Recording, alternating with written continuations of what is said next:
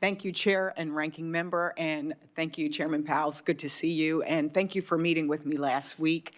We discussed everything from jobs and housing supply to the real impact on Fed policies on all of our lives. And I also got a chance to share with you just the concerns and consternation of Delawareans who, for the past few weeks, have been frightened by firings and funding freezes, and just the real impact on people's financial and personal data and information when, DOGE has access to this information. I'm hearing from my constituents as well about the potential shuttering of the Consumer Financial Protection Bureau. As Senator Warnock mentioned, CFPB has returned over $21 billion to millions of consumers, and that's a real impact.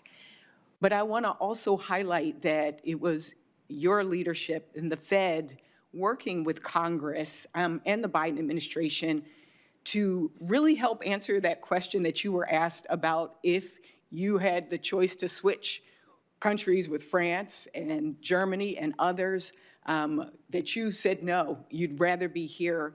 And that success is a testament to all of us. We came together during a really tough economic time at the end of this, during a pandemic, and it limited the recession and job losses. And since COVID, we've seen a robust job growth. But we also have grappled with inflation that drove prices up for so many goods. And I've worked to address one part of this phenomenon, our supply chain disruptions. In fact, I recently joined Senators Cantwell and Blackburn to reintroduce the bipartisan Promoting Resilient Supply Chains Act to address supply chain vulnerabilities. And while we see indications that inflation may be slowing, too many of our constituents are still facing high prices and economic uncertainty. We need to do everything that we can to address this anxiety and the realities that Americans are facing. And there seems to be a disconnect. While the economy is doing, well here, on the ground, people aren't really feeling that. So, Mr. Powell, can you talk about, from your perspective, just what is driving this disconnect between traditional economic indicators, such as GDP growth and the stock market performance, and the tangible benefits for families? I'd be glad to. So it is clear that the overall aggregate numbers are just very, very good for the economy. 4% unemployment, inflation down to 2.6% last year, and the economy growing well in excess of 2%. These are good numbers. But what people are feeling is the results of several years of inflation, and particularly for people in the low and moderate income category, they're really feeling it. So if you look at the earnings releases and press conferences that they do, that companies like the dollar stores and things like that do, who deal a lot with low and moderate income people, they're all telling you that those consumers are feeling really strapped. So we do understand that, and we try to keep that in mind. Even though we acknowledge that the overall data are good, we see what people are feeling, and that's inflation. So it's just another reminder how much people hate inflation and how bad inflation is for people, high inflation, and it just furthers our resolve to get inflation back to 2% and keep it there. Thank you.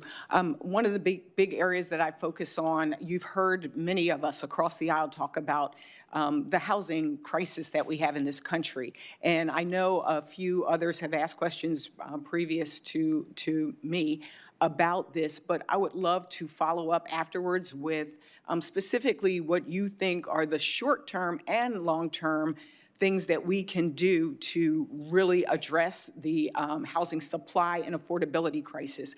I have legislation that looks at things like reducing regulatory barriers, zoning reform, these things that we know we can, in partnership with local governments, make a significant difference. And so if I could, would love, again, to follow up with you, even cutting red tape.